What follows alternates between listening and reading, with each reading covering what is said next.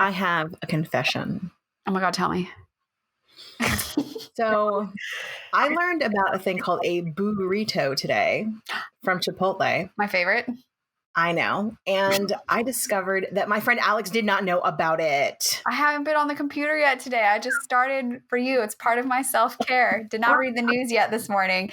But I do have to say, been working on my financial plan with Lindsay, and tacos every week from Chipotle is on it. Yes. Okay, well, these are the important things in life. We all have to make good choices about things we need. The best choices. Yes. All right, guys, if you're creating a financial plan, we want to hear about it. This is amazing. We're excited. All right, so let's get started. Hi, I'm Sybil Solon. I'm an esthetician and spa owner. And hi, I'm Alex Ellis. I'm a body nerd and wellness expert, and we are business besties. And bosses. Running your own business, it's hard. But we're terrible employees, so we're figuring it out. I've already figured it out, but we promise to share everything we know about what it takes to get 6 figures. And beyond. I always want to say and beyond, but be brutally honest about what works and what totally sucks. Oh my gosh, so much of it totally sucks. But let's get started. Yes, welcome back to Skinfessional. On today's show, we're talking about customer care versus customer experience and why you need to be paying attention and caring about both. And why customer experience matters even when you're online and you have your online offers. Yes. So don't think that you can just like slap some shit online and then you're like, I'm off the hook. I have learned that no, that's not possible. Not actually possible. So tell me, Sybil, about where the idea for today's episode was sprouted from. Yeah. So we've been talking a lot. So we've been doing kind of a series of stuff where we're talking about sales, selling, and customers and making money, because that's what it's all about here. Mm-hmm. And a lot of times when people are talking about customer care and customer experience, they use them kind of interchangeably. And that is not the case. Customer care and customer experience are very different and separate entities. Yes, they are connected, but they are different. So I really want to make sure that we talk about why customer care is different than customer experience.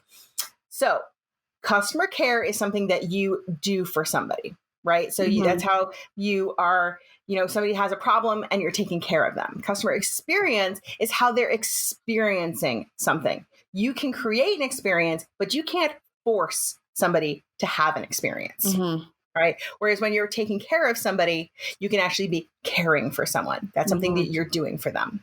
Yeah, actually, I have an example of customer care that you would be so proud of. It happened this week.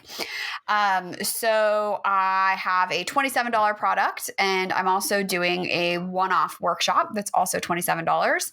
And I had somebody messaging me on social media, asking some questions, and then I see that she has purchased the $27 product and is also interacting with some of the posts I'm putting up about this upcoming workshop. And as I'm speaking to her, it becomes clear to me that she should come to the workshop, but she's also just bought this other thing. But it's also digital, meaning she already has all the files for the other thing, but it didn't cost me anything to give it to her. I didn't have to exert anything to give it to her. And so I kind of thought about it, well, what would I want if I were in her case? And also what's best for her, right? How can I take care of her as a client and give her the best outcome possible and show up in the best way that I can? So I just messaged her. I was like, you know what? Listen, this workshop is a much better fit for where you're at. So I'm just going to transfer you over there. Keep all those files. I'll see you in that workshop. And she was super, super stoked, ended up paying for a one-on-one with me as well, a one-off of those. So that one decision created, I felt good about it. Clearly she was happy with it. And now I have a client who is ready to go for the membership when that opportunity arises. Excellent. So that is a perfect example of how your customer care created an experience for the customer. Whereas, so you looked at something and said, listen, I'm pretty sure that this customer is going to have a bad experience or not as good of an experience as I want them to with me. Right. So I'm going to give them good customer care. Right. And hopefully everyone's kind of seeing the difference in the two. And I know that there's so much kind of like nuanciness that seems like it's happening between those. But once you start to kind of use them the correct way and think about how you can create good experiences for a customer through your care, you'll be like, oh, I get the difference. Mm-hmm. I totally get the difference. Well, and I think sometimes people think, because like I was just having a conversation with somebody about this last night.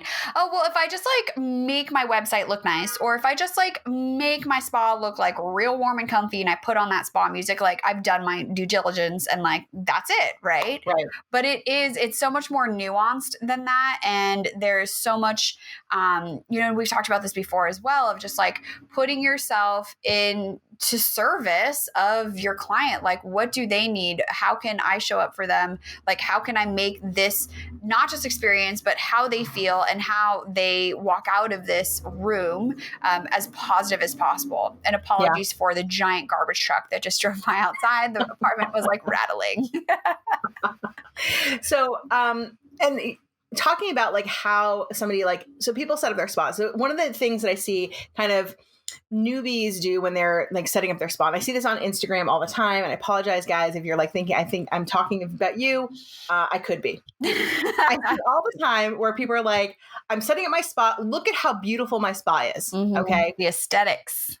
Yeah, they're like, oh my God, it looks great. I'm gonna be straight with you. My spa, it looks like a space.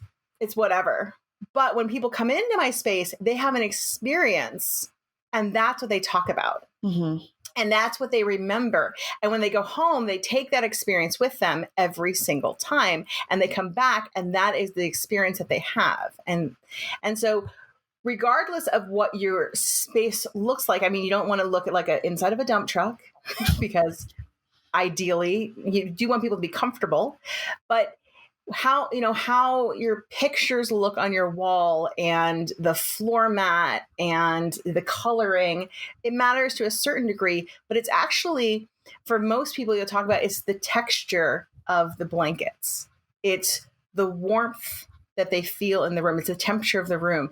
It's the smell when they come in. It's actually those intangibles that matter the most. It's your touch. It's the way you talk to them. It's the words that you say every single time that build an experience, right? So that's what's really happening when you're creating an experience in your spa, in your space. And so for you, Alex, do you create an experience, an online experience? Yeah. And I'm also thinking too of like missteps and mistakes that I've made along the path as far as like the online business world goes. And a big common one is like, oh, well, if I get a logo, then I'm yes. right. You know, like what's the right colors? But without really thinking of, I think, like who is this person that I'm serving? I feel like that's a part of customer experience as well. Like how you set your space up for a man versus a woman versus I'm sure even like skin removal versus skincare client, like it all matters. And so being really specific about that is something that I have learned over the time. And for me, and with online stuff, there's a lot of systems in place, right? I have it intentionally set up so that it's designed for scale. So if I have 150 people join the next hour, or I have 100 people join over the next 2 years, like it'll handle it, right? Which means I'm not doing things one-to-one. So part of where I have refined the customer experience comes from customer care opportunities. We were talking about this a couple of weeks ago. I can't remember if we talked about it on the show, but a client joined and then quit immediately with the subscription. And so I sent a message like, hey, if you're comfortable responding, can you just let me know like what I could have done differently? And through the conversation, I realized that when they were coming on, it was really overwhelming and they weren't getting clear, like exactly do this and then this and then this, and then getting exactly what they needed along the way. And so as bummed as I was like, okay, bye. Cause then that the other thing too, is this was a new person to the sphere and, they've unsubscribed, like they're gone, which is sure. You could think of it like, oh my God, I missed opportunity, but also think of how many other people are going to benefit from that one interaction, So I set up the customer experience to be as intentional as I can for actually what you could almost call like an unscalable conversation, meaning Right. it's systematized. They get the email, go here next. They get the invitation to the community. Here's where you come in. It brings them into the starter course where they're going to learn everything they need to learn step by step, so that when I get them on a live call and we have this group call, we're speaking the same language. We have the same vocabulary. I'm able, like, everybody can start from the same place, right? Right.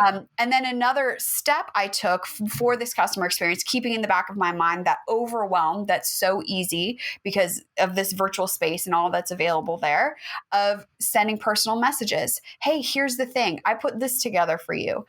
Yes. I even sent out video messages to each person and customized those. And I'll see you on the training tomorrow. And then almost everybody showed up, which I was like, oh, this is great. Because if they show up, then I can help them. Right. Right. And the after effect of being really intentional with my customer experience. And also if you're thinking like, oh my God, that sounds like so much stuff. Right. I made a 1-minute video for 19 people. So that's less than a half hour. Right. And I cut and pasted a message for, again, like 18 people, because like not everybody came into the community. We're talking literally less than an hour of work here. Okay. Those people are already reaching out. Hey, what do I do about this? Can you help me with that? And so I get to continue to create better experiences and address customer care because that line of communication is open, which hasn't always been the case. So right. Customer care, customer experience, they do go so hand in hand. But I think that, just paying attention to one, or thinking also that customer experience is a passive thing, right? I can set it up and then I'm done. That's not the case. Like we have to be, listening. How are things Literally, going? I like a heart palpitations when you're like, it's passive. I was like, it is. No. That is, so many people think that customer experience is this passive thing, and it's just effing not. No. It's just not.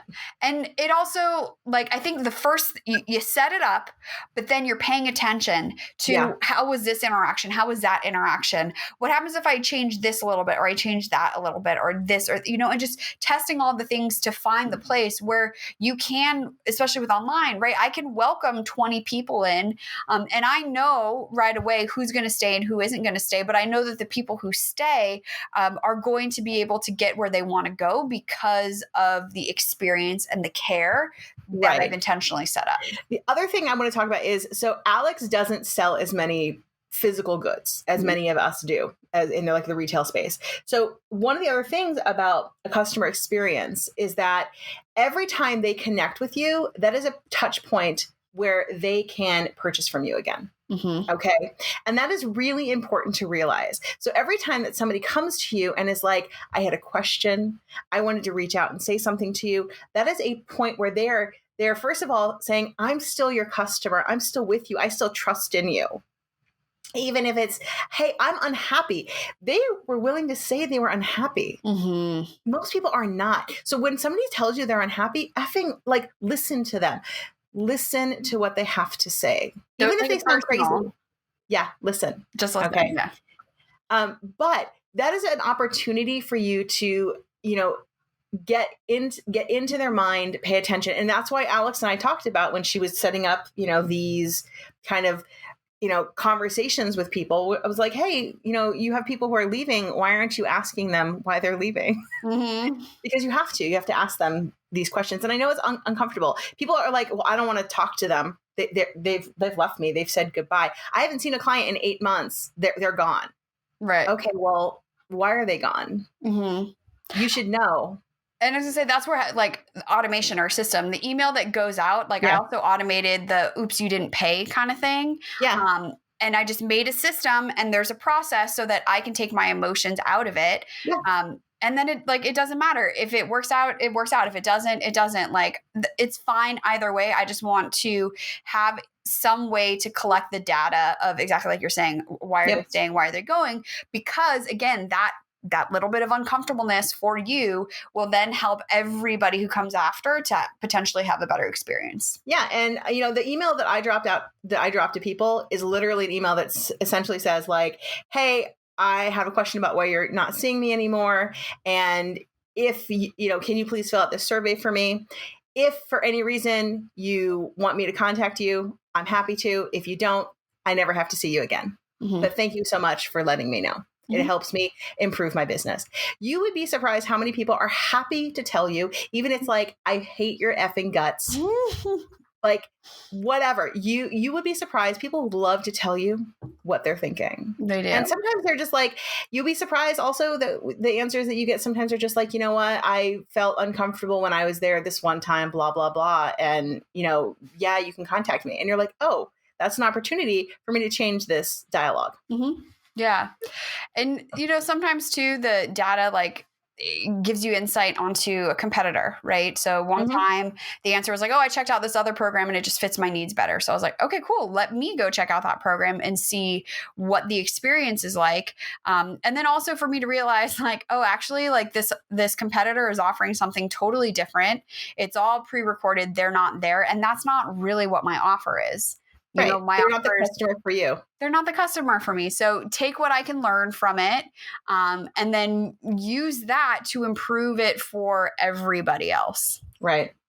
And we've talked about this before. Not every customer is your customer. Mm-mm. And thank goodness that this person realized that for you, but also helped you learn something along the way.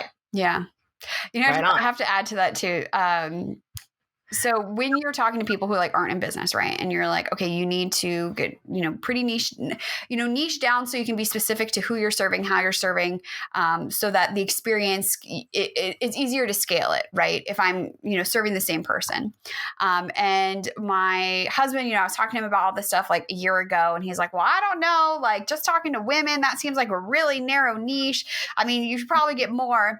And you wouldn't believe it. Now he oh, I guess you were right. I'm like, yeah, you don't say, now that it's working. So I just also wanted an asterisk side note to all this conversation too, is this is why it's so important to have business besties, to have a community of people who are doing what you're doing in a somewhat similar way, who get it and aren't going to question your motives because they don't understand it, And on a side note to that, if you are a person, because if you're a person who's I don't have a niche yet, it's okay. You might, and you might just don't realize it. Yeah. And if you don't, I was listening to a really good conversation from somebody who was like, hey, if you don't have a niche yet, start just throwing stuff out there. Your niche will come to you. Yeah. It really will. So don't freak out if you listen to that and you're like, oh my God, I don't have a niche. It will come to you. And it probably is actually already probably with you mostly. Yeah. You just haven't did not start there. It's taken probably 5 years to get here. It could be a lot faster if I had been paying attention. But the fun thing too is to look back and, see old copy that I've written or, stuff like that. I'm like, oh, I was saying the same thing. I just hadn't specified it. I hadn't refined it yet to got narrowly focused to have it speak to who I needed to speak to. Exactly. But hey, this is why we do this, and this is why we learn. And you know what? You and I will listen back to this a year later and be like, we've gotten even better. Because we're always learning. And actually, side note to the side note of that, I was journaling this morning. No, of course you were. I know, of course I was, but I think we sometimes get caught up, and you might be thinking too, as you're listening to this, oh my God, I've screwed up so many times. As successful business owners, it's not that you are necessarily smarter or faster or have more resources than the next person when it comes to anything. And I was writing to myself as far as my finances go, getting myself to a place where I feel super confident with my numbers and knowing that I am worthy of making more money and all of those things. It comes from just doing it again and again and again and being willing to I don't even want to say make mistakes, but to mess up and learn from it and then keep moving forward. And the only thing that sets apart those who fail at business from those who succeed, the ones who succeed, they just keep trying. And that's all we really can do is just keep trying, try it a little bit different, try it a little bit better, just keep trying and show up. Yep. That's all it is, guys. That's all it is. I wanted to make sure I talked about essentially COVID and customer care, because one of the things that is coming up is the idea that we have to be, and we have a whole episode about kind of customer care and COVID as well that we did when it first came out. But one of the things I need to talk about now is customer care and customer experience with COVID. We now know that COVID is in our life and people are opening up their spas, and this is keeping with us, guys. Like we are having this in our life for a while. So we all need to think about changing the experience people are having with kind of COVID in our spa. Right. And whether it's you want to say the word COVID, and like for me, actually, I don't actually even want to say COVID around my spa. Right. And I was like, and how you doing? Right. Because I made sure I just said COVID on this podcast, like I think it was 7 times, because even just saying it, it's scary. Right. And I wanted everybody to keep hearing it and be like, right. So find the words you want to use. Right. So for me, I use, while you have your time at home, whether it's, the quarantine, the pandemic, our new normal. Sorry, Alex. Right. Find the time, the words that you want to start using, the phrases that you want to use to say, hey, this is the new experiences that we're having. Okay. Because of the new world, this is what we're doing. Okay. And then you need to make sure that every experience that you have with your PPE is also part of what's going on. So you have all these new sanitation things. And when you first started, it was like, look at my sanitation. Well, people are like, yeah, look at your sanitation. But Jesus, can we just like try to be normal again? Yep. Right. I don't want to talk about the sanitation. Right. Can we just, I want to see that you're sanitizing. Like I do need to see, like, I want to make sure that like, there's not like COVID, like sloth all over the place, but can we just like, we're trying to be normal again. Yeah. So figure out how to make that happen within your space without being crazy. Right. And find out also how you can still create these experiences in a space. So like, I know that there's a lot of conversations about, can you have a steamer? Okay. I don't use a steamer because I think that they're in general, very little do I use a steamer. Well, could you use like a hot towel? Would that be similar? I use hot towels primarily. Steamers are not, in my opinion, are not useful to the skin. I think I had 2 facials that required steamers, just required them because required them. But I threw away my steamer. It's gone. Sorry, Alex, your dad's super sad. Alex's dad kept my steamer alive. I said you steamed my face one time, and then I remember just horrible pain of extractions shortly thereafter. Right. Well, that's what happens. My face was gross, y'all. It was gross. That's what happens after steaming. So do you feel confident steaming people? And I know there's a lot of conversation about steaming. That's a whole different thing. But can you steam? Should you steam? Whatever. You need to make your choices and decisions if you're a steamer or not a steamer. But you need to decide.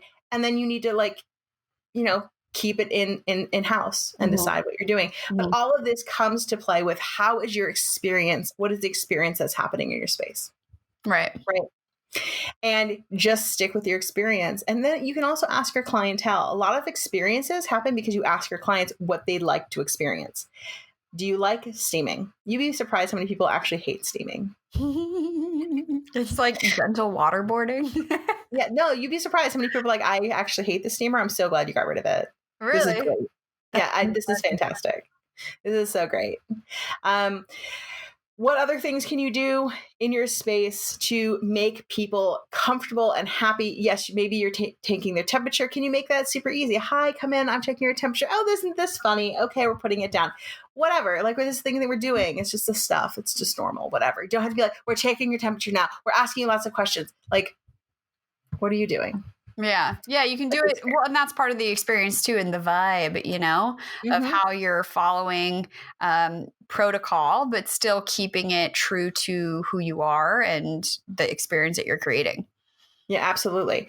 And then the final thing about experience when it comes kind of our new reality that we're living in is, can you find ways to make the experience even more nurturing for people? And I know that we have to have all of this, like we feel like we have to have all this separation right now, but people need even more touch. So can you find a way to make even more nurturing? And just see what you can do. I'd love to hear what people are doing right now, like anything that people are doing. I know people are like, I hate wearing the mask and I have the cover and the da-da-da. And I want to hear the positives of how you're implementing this stuff. Yeah. That's what I want to hear from everybody. I have a thought too about this. I would say nurturation. Not a word. But I have a client who joined in August. And so we're now in October, and paid for a introductory, like one-on-one session. So August, September, October, almost November, hasn't used it yet. Hasn't been involved in the community, but has continued to pay. Yeah. And nurturing, and I've been thinking again a lot about like, I've been going on about it, but you guys need to read this book, Tiny Habits by BJ Fogg. If you're watching right now, this is what the cover looks like. Totally changed my perception on habit formation and how we get people to take action. So nurturing could also be, how can I make this as easy as possible? And even if it's not the whole experience like I have designed it, but what's one piece of it that is going to be enough for them to do, like they'll be able to actually do the action, and enough for me to do what I need to do, you know? So for this client, it's been going back and forth. Hey, you need to book your call. A month goes by. I realize you haven't booked your call. Get this long email. I'm so overwhelmed. Okay, cool. Forget the pre-homework that I typically have people do. Like, just get on the call with me. Because I know that like that's the next step when we can actually talk face to face, because we haven't even talked face to face this time. So I am pushing aside my customer experience, like my protocol of like what I need to see. Like, let me just talk to you, because from there, you know, then we can take the next steps. So maybe for, you know, whatever clients you have, even if you've always done things a certain way, how can you make it as easy as possible to get what you need, but also nurture and serve your clients in the way they need right now? Because everything is so much. It's so overwhelming. It's so hard right now to be a human. So we're talking about customer care versus customer experience, right? Mm-hmm. So you have seen that there is a problem with a client, right? You're like, I can't get this client on a call. So I know that customer care wise, I am failing somehow, right? When I'm having trouble with a client, I always assume that first off, that's something that I'm not doing properly. Now, it could be their fault, but it's usually something that maybe I can tweak. So you look at this client like, can I help them in another way by creating a different experience? Right? Yeah. So Alex is like, okay, what experience can I do differently? And that experience is like, get them on a call and see what happens. Right? Because clearly she's still paying. She wants the thing. Yeah. Wants the thing, clearly. Yeah. She did not cancel like the other person that you talked about. She's still there. She's still doing it. Right. So she's aspiring to this life that she wants to be living. She's just not able to do it in the way that, you know, you've packaged it so far. And we actually talked about packaging in our last episode, how to launch a product. So she's an outlier. She is. I'm gonna get her though. I know I can help her and she's willing, and that's all you need. That's right. That's all you want. That's all you want. That's all you want. So that's always great. And then I want to make sure that we kind of touch on with customer care, making sure that we do, when we're thinking about experiences, sometimes I'm going to come backwards the other direction. So with experiences, we create these experiences and we're like, people are living my experiences and they're loving it. And then we forget about the care section. And we have these whole sections where we're like, I gave them this great experience. Why aren't they happy? Right? Why are they happy? So you have this person, she's like not using it. You're like, I don't understand why you're not using this. I created this great experience. What? Right? And luckily she's not complaining at you. Well, what happens online a little bit different, and I'm sure this happens in the spa too, is that they ghost you and then you never see them again. Yeah, that can happen. Or they give you really bad Yelp reviews. And you're like, where did this Yelp review come from? I thought we were good. God, that would be like a knife. Like, ouch, man. I thought we were cool. You rebooked and then you didn't show? What the F? What? Geez. So when you're dealing in customer care, you want to make sure that you haven't gotten so wrapped up in your experience and the experiences that you're creating that you're not paying attention to the needs of the client and what they're actually saying to you. Yes. Okay. So how much right now? really good story. And I this was is like, actually, "Where's it so I going?" collect really good customer care stories. So I have like a whole list. I could probably write a book. I have a bunch of books in customer care and customer experience because I love them. I love stories of customer care and bad customer care. This is one of my favorite stories to tell people of customer care, and it's Alex's story, and she lived it. 100%. Well, there's so many opportunities all throughout your life in the world where you see customer care either go really, really well or very, very, very Right. poorly. It's And Alex like literally was like, "How would you have handled this? What did they do wrong?" And I was like, "This is what happened." So So tell us, if you remember, tell us the story of I this. do, and you can correct me. Although I'm literally like I'm right back there in Inception land. Okay, so I was on a cruise, and we like there was this special like the first few days of the cruise where you could upgrade to get like a cruise pass for the spa to go use the steam room. And I was like, sign me up! This sounds amazing. And so every day we would go to the spa, my husband and I, and just sit in the steam room, and it was I'm like living it up. I had no internet, and I was in the spa. Like it's literally my dream come true. And we're leaving one day, and this lady is at the front desk, and she is arguing with the front desk people. And you might have to jog my memory on this. Did she get like a hair thing or something? She got her hair done, but she wanted it washed. But she wanted it highlighted. She wanted it colored.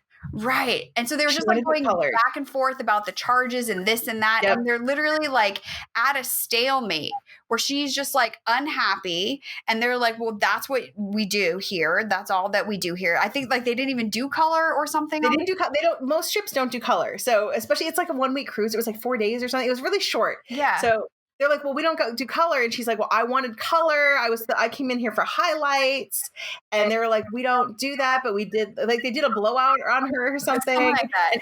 And she was like, what? She was just so upset. And it was just creating a scene as well. So I was a paying client. And then there was like other people who were coming in to like use the gym. She's just trying to chill in the spa. Yeah. And she's just like so mad. And and in hindsight now too, I can see it. Had they literally just hit pause, what can I do for you? Right? What would you like? Right. But they were offering her, and they offered her like her money, and they offered her they didn't offer her money back, I don't think. Did they? Yes, they did. So you said, so at the time you said that they offered her shipboard credit. Right. So they offered her shipboard credit, and she was like, I don't want that. I want my hair to look good. So for her, it was all about that. She felt she didn't look good because her gray was showing. Right? I was like, lady, we on vacation.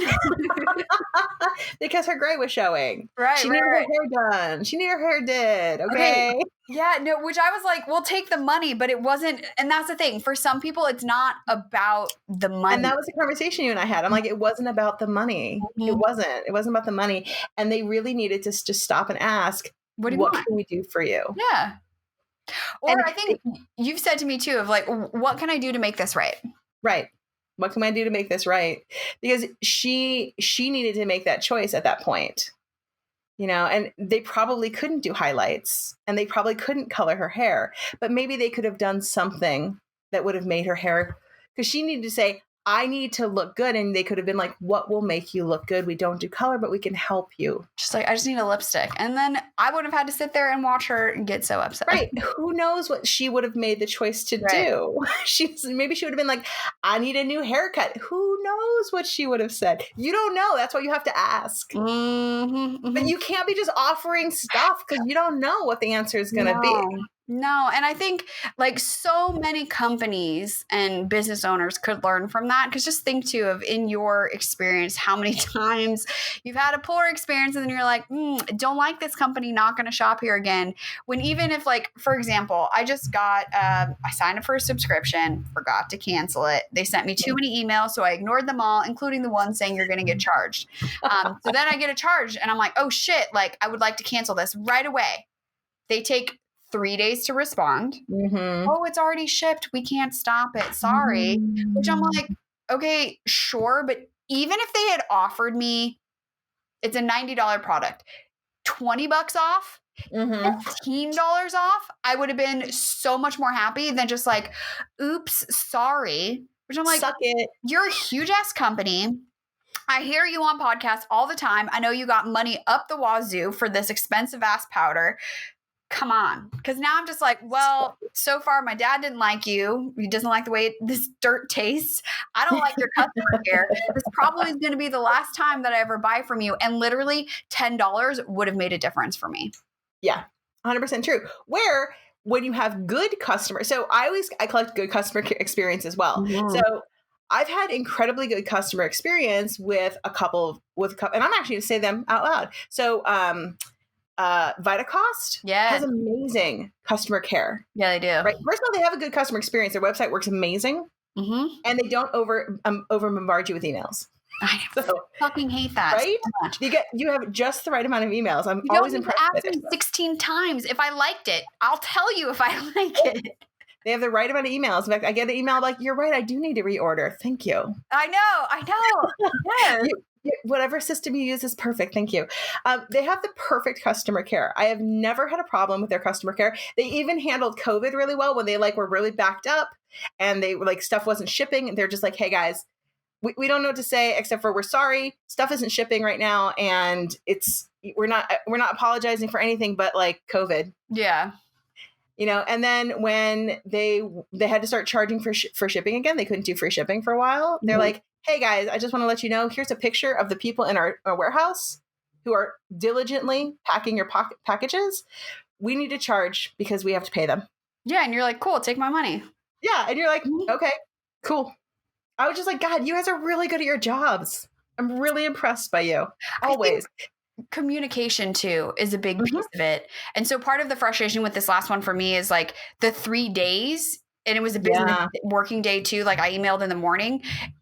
If it takes you 3 days to answer customer service calls, hire somebody who can help you. It should be, and maybe this is unreasonable, but I want to call your phone number and speak to a real person and not wait on hold for 2 hours. I want to send a customer service email and have a response. Not in 3 days, it's not that hard to just be transparent and communicate of what's happening.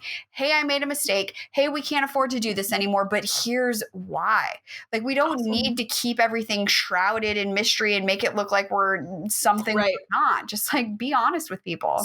So Daily Harvest, which is when I first started with them, was a very small company. I would literally drop an email and it'd be like somebody in New York City, one of the owners probably, on their phone being like, "Hey, in the subway, hold on." Send for my iPhone. That's all. Right? Hold on. And one time, Alex had to go pick it up. It went to it's so good. It went to an old address, and it was 36 containers. Went to an old address, and I was like, "Oh my God, guys, you guys shipped this to an old address." I had switched it, but it must have hit as it was moving, as it was prepping to ship. And I'm like, it went to the wrong address. And I think I can get it, but I'm not sure. They were immediately "Don't worry about it." Just don't worry about it. I'm like, "Well, but if I get them, you should still." They're like, "Don't worry about it." I'm like, "Dude, it's $200. They're like, "Don't worry about it." See, and the cost of that, when you think of the lifetime value of having that person still as a customer, it's totally worth it to just, eat the cost sometime, or, let this person come to my workshop for free, so to speak. It doesn't matter, because it's about the customer. I think not that the customer is always right, but I think remembering that we do not exist as businesses without the people that we serve. And so to have some respect and gratitude for that, and not just treat them like bags of money, Right. Exactly. Now, I would hope that if I was a problem customer and I was like, "This happened to me 4 times," or whatever, they'd be like, "Listen, let's talk about the shakedown that's happening right now." Yeah. Right? We know you're lying to us. Let's talk. We're flagging your account. Okay. So I'm going to give a tiny, while we talk about customer care and things that get lost in the mail, because shipping is a pain in the butt. This is a little tiny nugget. So for me, when I do a lot of shipping for product, and I ship generally everything signature upon delivery. I just pay for it, and that's just how it is. Now with COVID, it's been harder to do that because people have to go to the post office to pick up product, and that's dangerous for them. So I stopped doing that. And I've had, of course, more things go lost and missing because of this. Are you sure it's not in your envelopes? My ghetto envelopes always make it. I ship super ghetto packages, guys. They're super ghetto. No. She's very renewable, recyclable energy. That is correct. Okay, they're held together by packaging tape. It's reusable. It's super reusable. I love to recycle. The Sendle has like biodegradable envelopes. Did you see that? No, but I'm totally into it. So Sendle, I'm super into them right now. Have you used it? Yes, I love them. They're so fantastic. You need to tell me everything on it. All right. So tell me about your packages. So what will happen is if I have a person, and I'm not saying that they're stealing, I'm saying that their location where it's dropped is unreliable. Okay. Or their postal carrier is unreliable, right? If it has happened once. If their postal carrier is unreliable, but they have great skin, you know where it is.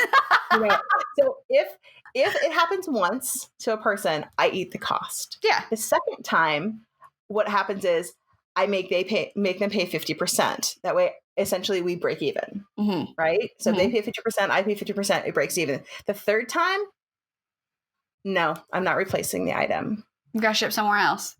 I'm so sorry. I'm not shipping to you anymore unless you agree that you are a signature upon delivery. I don't care where it's going. Is that why I pick up some packages? That is correct. You sent me that one when it was like care of, and I was like, who is Yeah, Alex acts as my product mule for some of my clientele in Los Angeles. Maybe we will meet. Although I have it down to a science now, in the spirit of contactless delivery, I'm just like, hey, it's on the front porch, and then I just go about my day. It's great. People are like, thanks so much, she's great. Oh, great. I just put it at the top of the stairs, and then I went to brunch. Beautiful. Yeah, so that is, just so you know, if you want like a nugget of how Sybil handles that situation of somebody who's lost a ton of product and lost a ton of money on product and pays for, everybody gets free shipping, even though it says only $54. All my clients get free shipping, even if you just get a stupid chapstick, because that's good customer care, good customer experiences. So true. Like I literally was buying temporary tattoos. It's still there. Did I show you? I got the Deathly Hallows. It's going away. I bought from the company that had free shipping. That's right. They didn't have the greatest selection. There's still some other ones I wanted, but for free shipping, I was like, it's just something about the psychology of free shipping. So the other secret is I increase my prices online because that's what everybody does. Yep. And I know that people will still shop around trying to find a cheaper price. You can. They can, but they're still going to wind up paying it either in shipping or in the product, or they'll get fake product. That is very true. On Amazon, they'll get fake product. And I think, so I'm just like tying this up, lessons to be learned, make it easy for them, right? Yes. Keep them in mind, but also like still be true to like who you are as a business owner. Like we can't be paying for shipping. We can't be paying for products all of the time for like other people, you know? I'm going to set it up, make it as easy. I'm going to give you a slow pitch right down the middle. And if you choose not to swing, that's still on you. That's fine. That's cool. Totally. And when you're creating the experience of something, you are creating the experience for that person, but they are going to choose whether they take in that experience. Customer care is something that you're deciding how you are treating them. Mm-hmm. And that isn't, and neither are actually passive. And don't be a dick, but don't be a doormat. That's correct. Which we also have a whole episode on. All right, guys, this has been a fantastic show. I hope that everybody has a little bit of a different... not a doormat. Sorry, guys. Big energy. Got a new t-shirt. I hope that everybody has learned something and a little bit of a different idea of what the difference between an experience and customer care. Customer experience and different customer care is, because slinging it around like it's exactly the same has been making me crazy online lately. Yeah. Well, and keep us posted. Let us know what customer care, customer experience, things you are trying to resolve, or maybe some wins that you've had where you're like, damn, that went awesome, and you're real proud of it. Shout it out. We'll hype you up. Come find us. We are on social at Skinfessional. Sybil is at Your Skin Fitness Expert. I am at Paula or Mala. We're on all the places. Or you can call the Skinfessional box at 818-473-5277. So guys, until next week, keep your secrets to yourself. Unless you're telling us. Okay, bye.